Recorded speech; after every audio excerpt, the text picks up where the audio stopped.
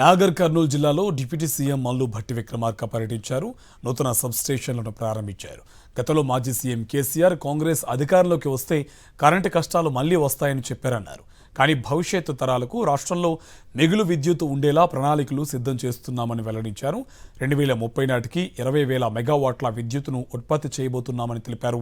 50 లక్షల కుటుంబాలకు 200 యూనిట్ల విద్యుత్తును, 29 లక్షల వ్యవసాయ మోటార్లకు ఉచితంగా కరెంటును అందిస్తున్నామని తెలిపారు భట్టి విక్రమార్క.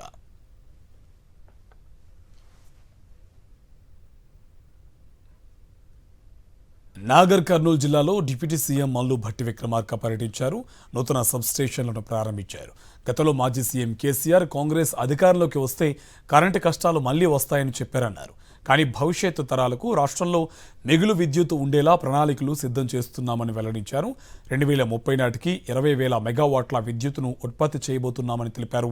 50 లక్షల కుటుంబాలకు 200 యూనిట్ల విద్యుత్తును, 29 లక్షల వ్యవసాయ మోటార్లకు ఉచితంగా కరెంటును అందిస్తున్నామని తెలిపారు భట్టి విక్రమార్క.